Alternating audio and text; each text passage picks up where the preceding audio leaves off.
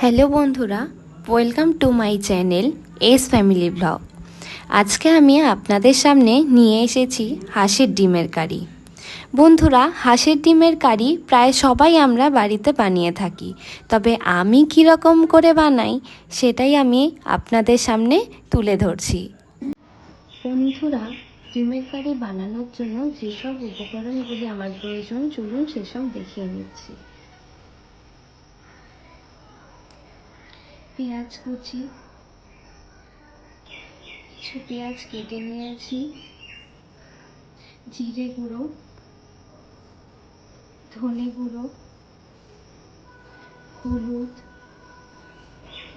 শুকনো লঙ্কা, এলাচ, দারচিনি, তেজপাতা, কিছু পরিমাণ কাঁচা লঙ্কা, রসুনের 3 থেকে 4 কোয়া, আর কিছু পরিমাণ আদা।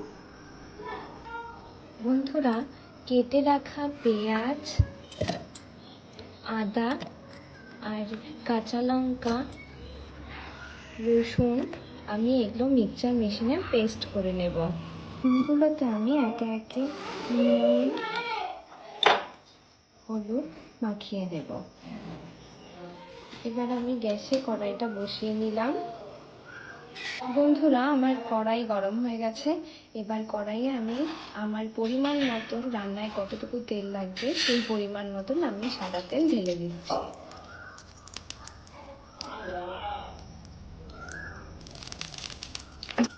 এরপর আমি এক এক করে ডিমগুলো ভেজে নেব।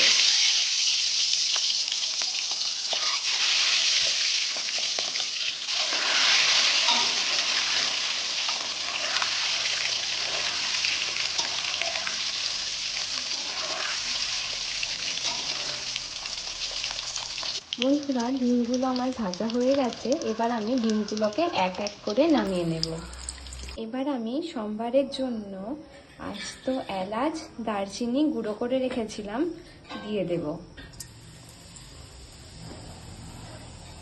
এরপর একে একে শুকনো লঙ্কা, তেজপাতা এগুলোকে ভালো করে, শুকনো লঙ্কাটাকে ভালো করে আমি লাল করে ভেজে নেব। এবার আমি কুচি করে রাখা পেঁয়াজগুলোকে কড়াইয়ে লাল করে ভেজে নেব।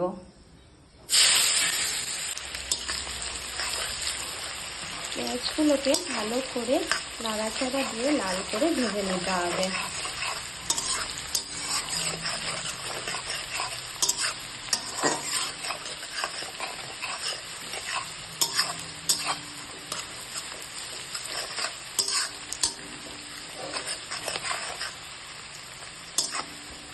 বন্ধুরা, দেখুন পেঁয়াজগুলো আমার লাল করে ভাজা হয়ে গেছে। এবার আমি মিক্সচার মেশিনে পেস্ট করা মশলাগুলি একে একে কড়াইয়ে ঢেলে দেব।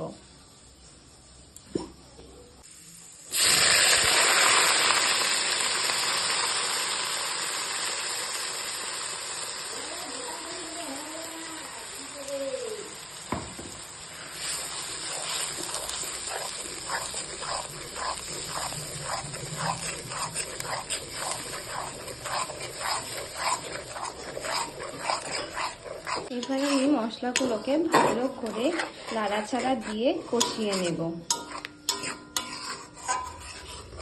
এবং এতে একে একে কিছু পরিমাণ স্বাদ মতো নুন এবং আমি যেসব গুঁড়ো মশলাগুলো নিয়েছিলাম সেগুলোকে একটা বাটিতে আমি জলের সাহায্যে মিশিয়ে নিয়েছি এবং এই মেশানো পেস্টটি আমি এবার কড়াইয়ে ঢেলে দিব। মশলাটি ঢেলে দেওয়ার পর ভালো করে এটাকে কষিয়ে নিতে হবে।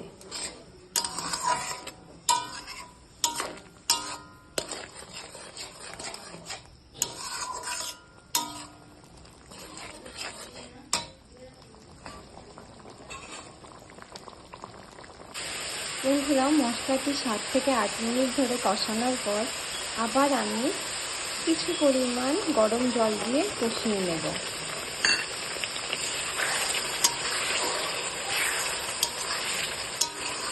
বন্ধুরা, দেখুন মশলা থেকে তেল ছেড়ে দিয়েছে, তার মানে আমার বুঝতে হবে যে আমার মশলাটি কষানো হয়ে গেছে। এবার আমি এখানে কিছু পরিমাণ গরম জল দিয়ে দেব।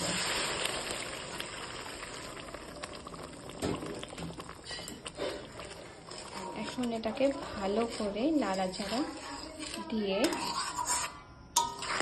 ডিমগুলোকে এক এক করে ছেড়ে দেব।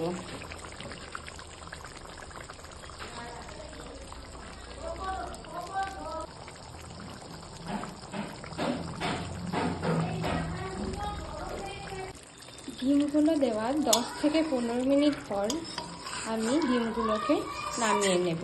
দেখুন বন্ধুরা, আমার ডিমের কারি কিন্তু হয়ে গেছে। দেখুন তো বন্ধুরা, ডিমের কারিটি দেখতে কেমন হয়েছে। এরকম সুন্দর রেসিপি পেতে হলে অবশ্যই চ্যানেলটিকে লাইক, শেয়ার এবং সাবস্ক্রাইব করতে কিন্তু ভুলবেন না।